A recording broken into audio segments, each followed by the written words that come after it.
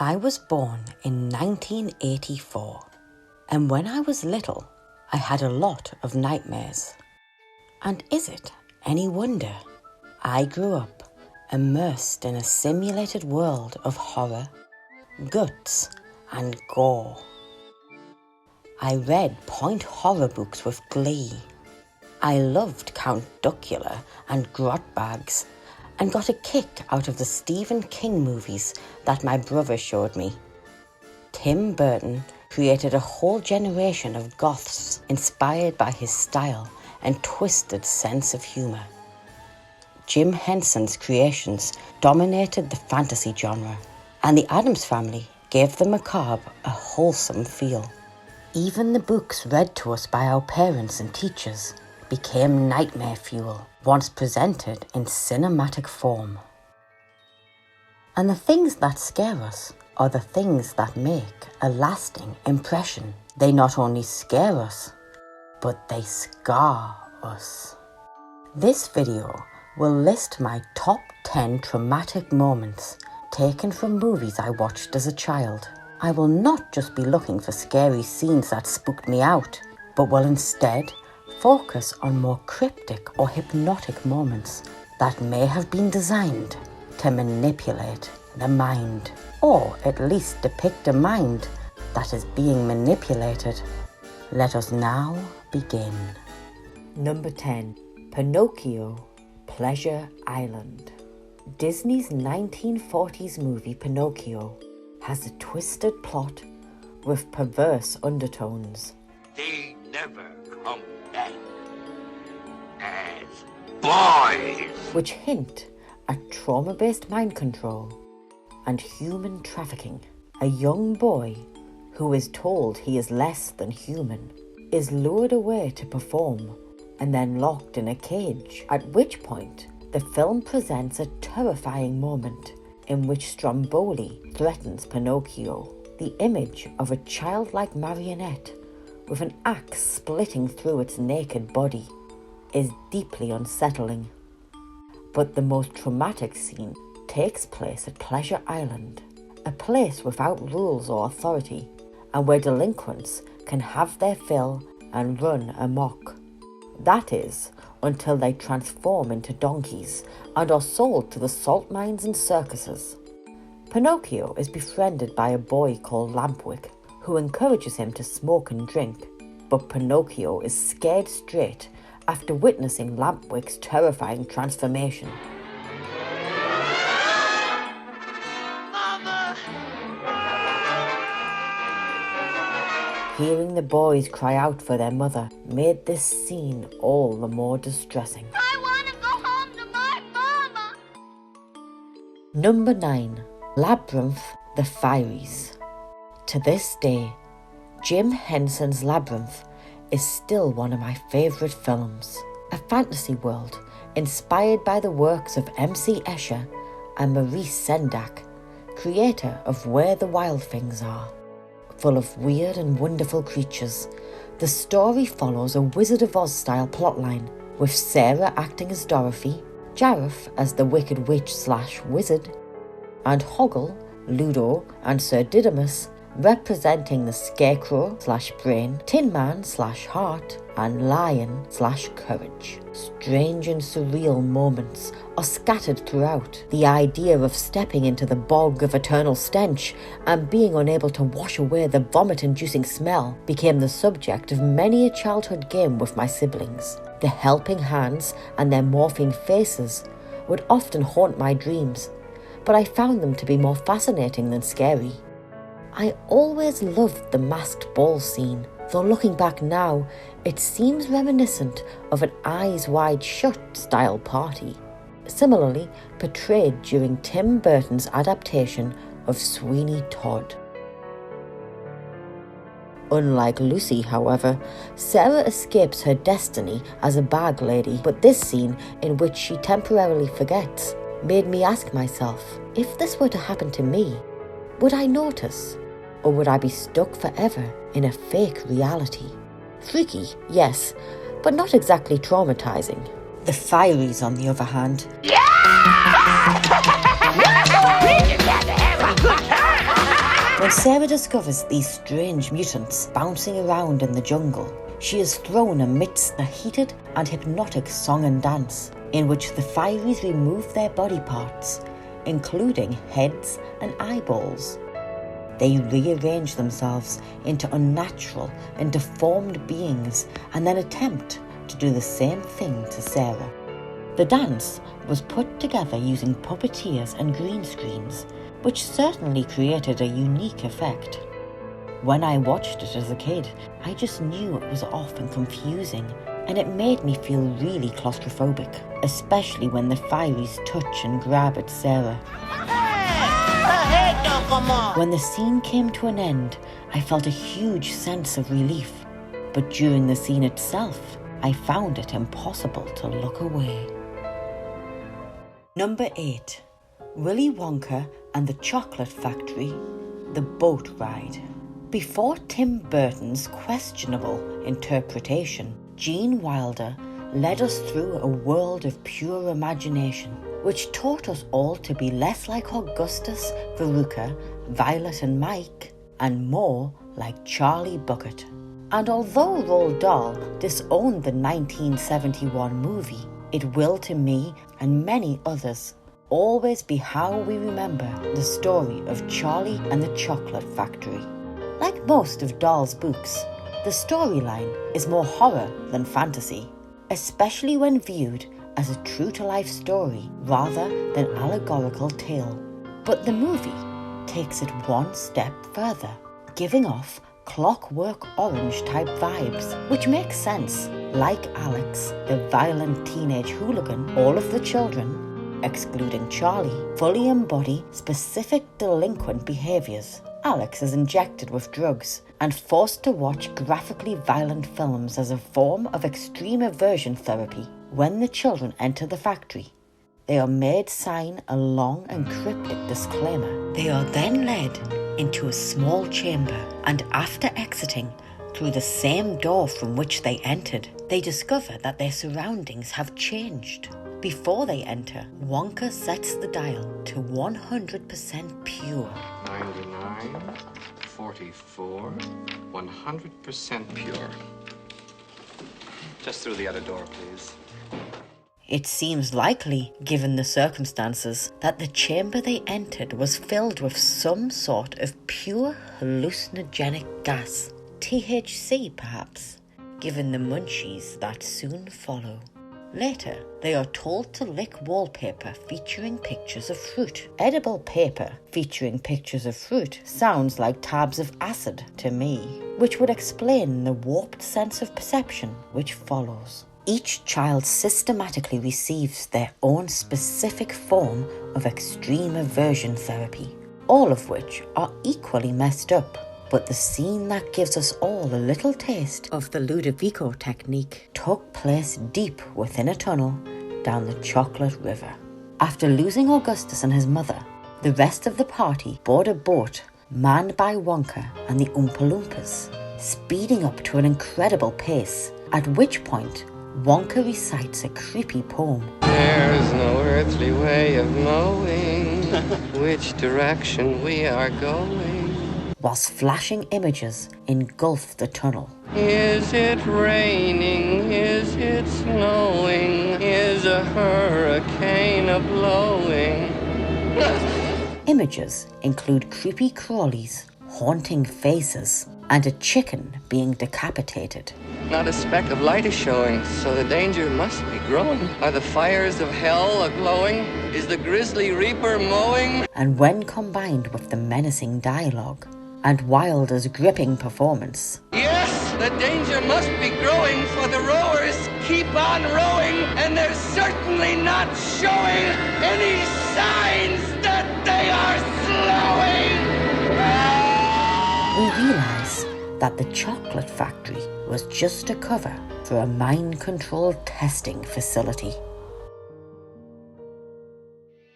Number 7. Dumbo, Pink Elephants on Parade. Psychedelic freakouts are not unusual within Disney animation. In fact, they show up almost as frequently as motherless children.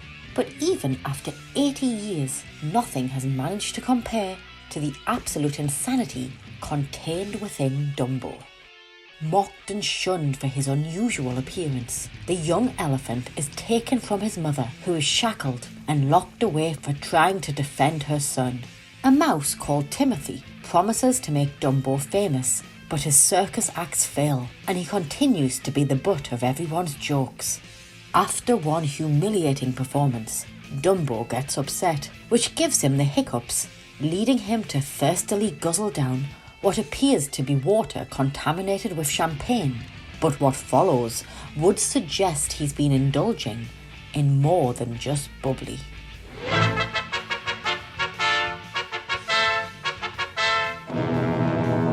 Dating back to at least the early 20th century, the term seeing pink elephants is associated with drunken hallucinations.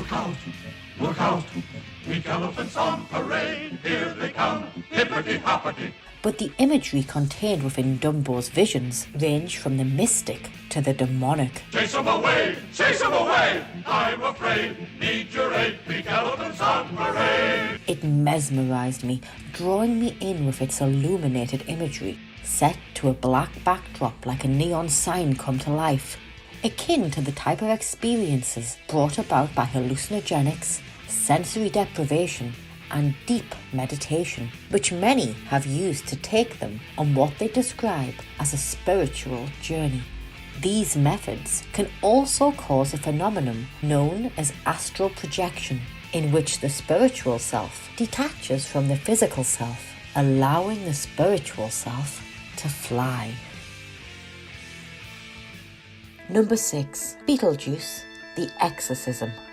Although Beetlejuice carries a UK 15 certificate, I feel it still qualifies for the list, as the movie franchise was most definitely marketed towards children, with merchandise, video games, and an animated cartoon spin-off. Beetlejuice toys were even distributed in Burger King kids' meals. This is probably why so many of our parents thought it would be no big deal to overlook the movie's rating. Directed by Tim Burton and released in 1988, the film fast became a favourite of mine, and I soon got used to the jump scares and freaky faces. Death, ghosts, poltergeists, monsters, and even perverts were not uncommon themes within my childhood viewing, and Lydia soon became a role model, as I loved her gothic look and dark persona. I myself am strange and unusual. There was one scene, however, that no matter how many times I watched it, it remained as traumatizing as ever. It is the main climax before the ending of the film. So by this point, Barbara and Adam have died, visited the netherworld, met Beetlejuice, tried to scare off the new family, befriended Lydia, and now Otto, an interior designer who found and stole away the handbook for the recently deceased, conducts what he believes to be a séance, in which participants communicate with spiritual beings, but is in fact an exorcism in which spiritual beings are permanently evicted. Adam and Barbara reincarnate into their wedding clothes and soon enough start to age and decompose. Stop it! This was disturbing on two levels. First, we have the visual image of watching Barb and Adam unable to help one another as they rot away. They're dying! No, they're already dead. They can't feel a thing. And second, we have the idea of a death beyond death, an annihilation of the human spirit. An afterlife I could handle, but to rot away into nothingness, I could not. Number 5. The Lion, the Witch and the Wardrobe, Aslan's Death. C.S. Lewis's The Lion, the Witch and the Wardrobe has been adapted numerous times since its release in 1950.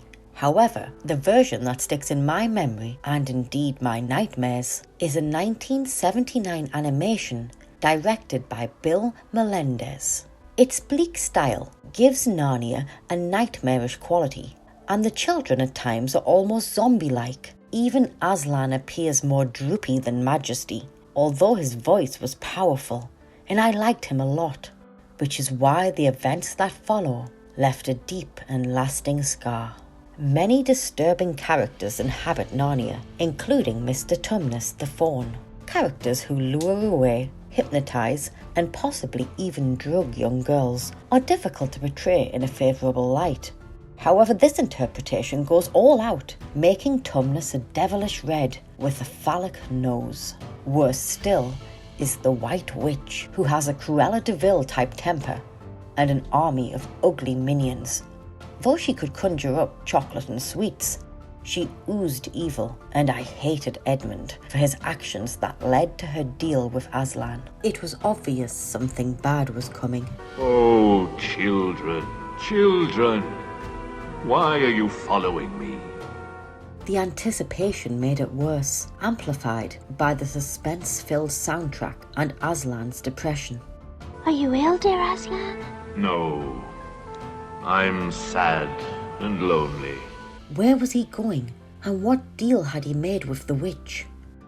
After telling Susan and Lucy to wait, we see that the witch is stood at the top of a hill. Her minions stand with lit torches around a ritualistic site, and Aslan steadily proceeds up the darkened path alone. The fool has come! Bind him fast. Cackling creatures are ordered to bind him, to which they gleefully oblige. But to make matters worse, she then orders him to be shaved. Let him first be shaved! The act of having one's hair shaved is symbolic in many ways. The armed forces use it to strip away a person's individuality, and historically, it has been used to demoralize and control. As a child, this was my first exposure to such an idea, and I was mortified. And the ordeal continued. Push, push, push, push, push. Oh, pushy. How many mice have you got today, cat? They taunt and muzzle him. Muzzle him. And before fatally stabbing him, the witch tells Aslan that his death will be in vain. You have lost your own life, and you have not saved the human. In that knowledge, despair and die! Number 4. The Care Bears movie, Amusement Park Possession. Care-a-Lot is a magical place. A place of playgrounds and rainbows, clouds and carousels, and cute little creatures who defeat their enemies by projecting pure love from their hearts. The lullaby-esque opening of the 1985 Care Bears movie fully engulfed my infant mind. I felt happy, safe and secure, but that was all to soon change. As with any good children's story, our main protagonists are orphans, their parents having tragically died in a car accident. They are found by Friend Bear and Secret Bear and end up back in Care-a-Lot due to a malfunction in some sort of Care Bear teleportation device. Before they get there, we are introduced to a character named Nicholas, a magician's apprentice who works at the amusement park.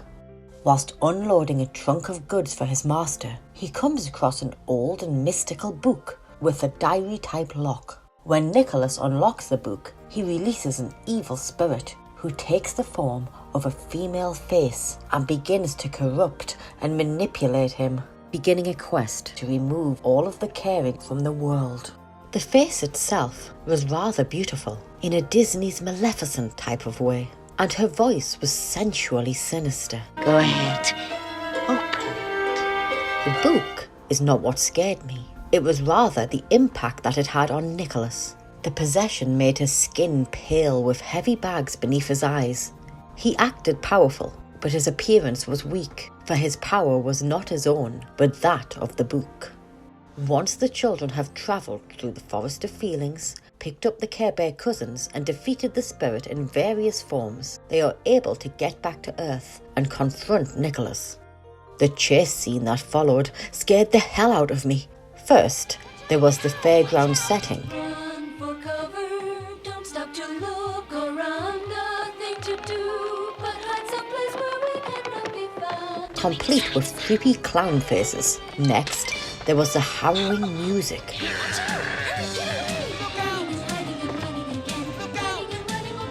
Finally, there was this.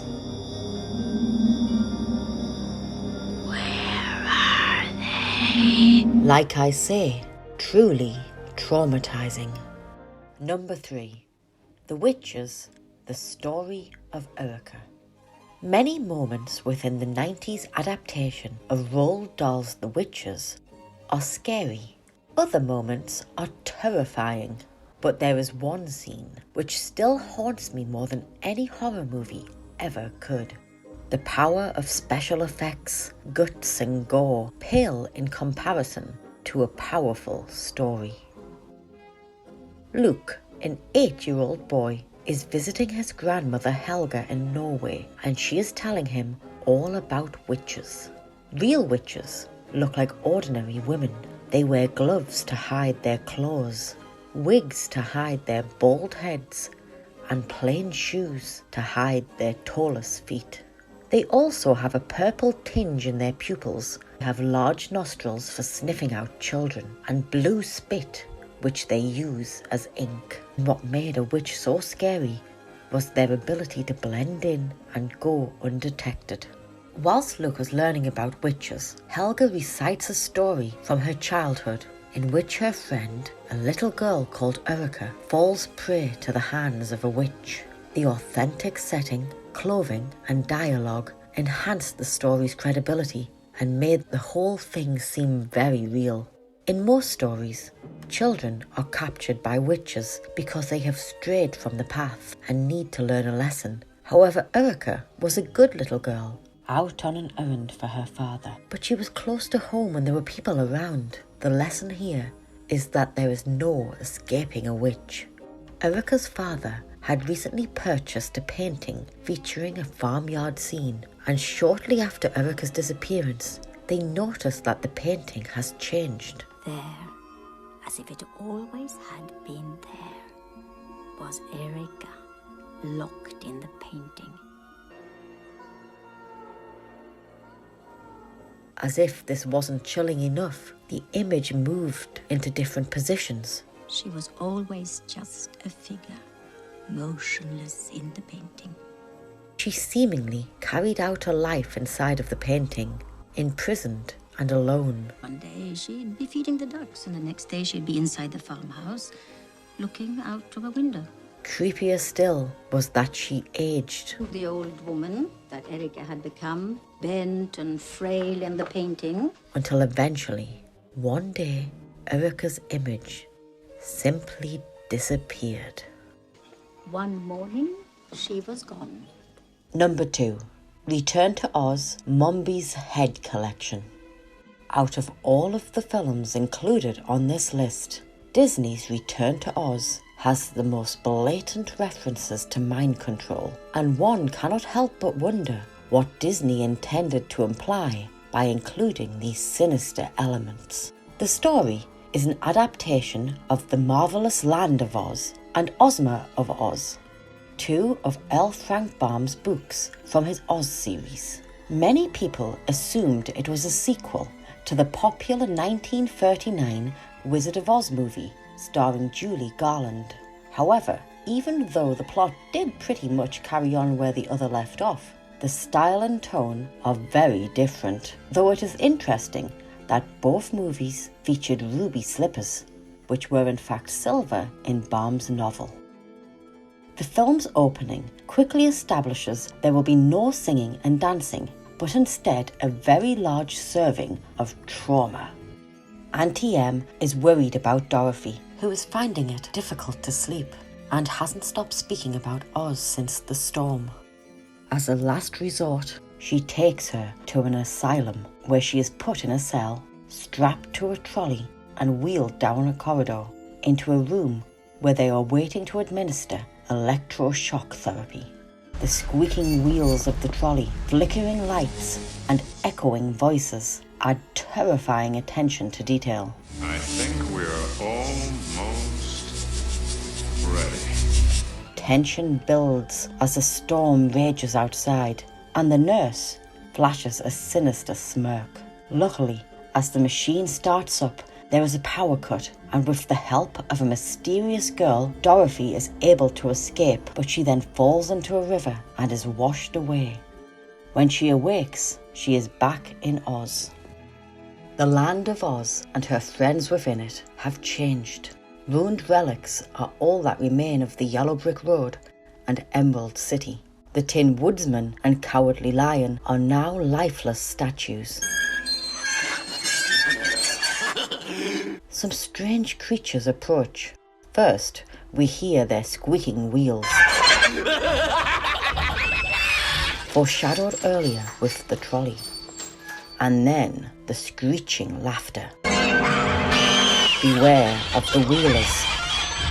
The Gnome King is another horrific character whose stop-frame animated death gave me a lot more than the heebie-jeebies, and everything about the Scarecrow was panic-inducing. But in my opinion, the most harrowing moment was the scene in which we meet Princess Mombi. Princess Mombi is a combination of two characters from Baum's Oz series. Princess Langwidere, a selfish recluse with a collection of interchangeable heads, and a witch called Mombi, who possesses the powder of life. Princess Mombi takes Dorothy into her palace, through her bedroom, and into a walk-in wardrobe of sorts, in which locked glass cabinets line the walls. Each cabinet contains its own beautiful human head, locked away but very much alive. Mombi decides that she will keep Dorothy until she is older, so that she can take her head too. You will be rather attractive. One day, I believe I'll lock you in the tower for a few years till your head is ready, and then I'll take it. Whilst locked away, Dorothy meets Jack Pumpkinhead, another monstrous creature, brought to life by Mombi's powder of life.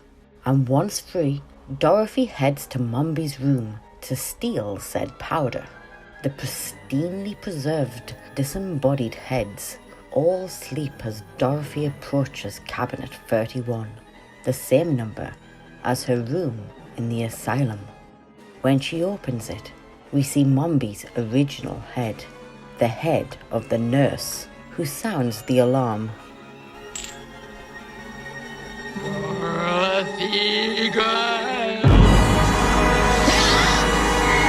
Perhaps the most distressing part of this movie is that evidence suggests that this twisted chain of events were mere delusions brought about by Dorothy's therapy. Number 1. The Tale of the Bunny Picnic, the Farmer. Trauma comes in all shapes and sizes, and it is often discovered in the most unlikely of places. The Tale of the Bunny Picnic is such a place. On the surface, a cheery, fun-filled story. But for me, it became the subject of an intense, recurring nightmare. The 1986 Jim Henson production was made as an Easter television special, airing on HBO in the United States and the BBC in the United Kingdom. My mother had the movie taped on VHS, and I watched it countless times, captivated by the hop, hop, hop.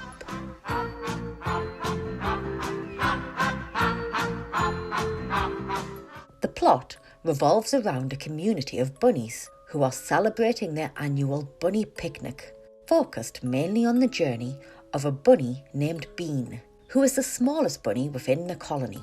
His older brother Lugsy belittles him constantly. Lugsy, isn't there anything I can do to help? Yes, there is, Bean. Leave. He is an outsider who fantasizes about being a bigger and fiercer creature, and nobody takes him seriously. So when he spots a dog nearby and reports back to the other bunnies, it falls upon deaf ears. There is one scene which featured a giant rabbit effigy constructed in order to scare off the dog who had been ordered by the farmer to catch the bunnies. I did not like the way it looked. I did not like the way it quivered. When the stitching came away and the rabbit fell apart, I was completely horror-struck. The dog, on the other hand, was adorable. I instantly fell in love with him, so when the farmer entered and I saw the dog's demeanour change to that of a quivering wreck, I knew at once he was no man, but instead a monster. What are you doing, you stupid beast? That is why he became the subject of my nightmare. I would be running with my brother and sister as the farmer chased after us carrying his sack. This might seem pretty tame, but I had seen what the farmer had done to that poor sweet pooch. Where are you, you miserable mongrel? Oh, he's gonna kill me! He had clearly been heavily abused and neglected by his unkempt, raging master. You brainless hound! The fact that you could never quite make out his face made him all the more sinister, the vague outline of his features lingering in the shadows.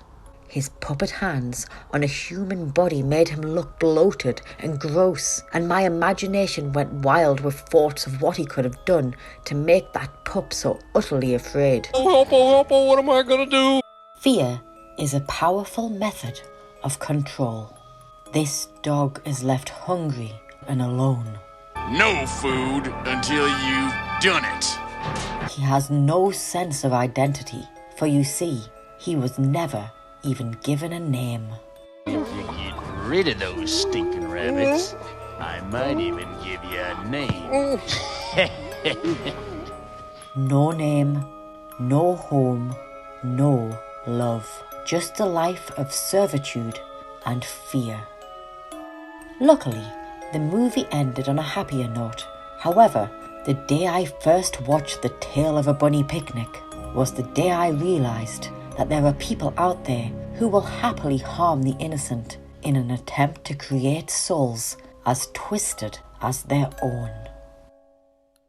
I hope you enjoyed my list. All of these movies were chosen due to my personal experiences as a child, but I would love to hear what movie moments traumatized you.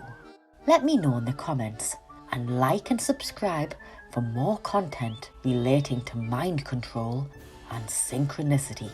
Thank you very much for watching.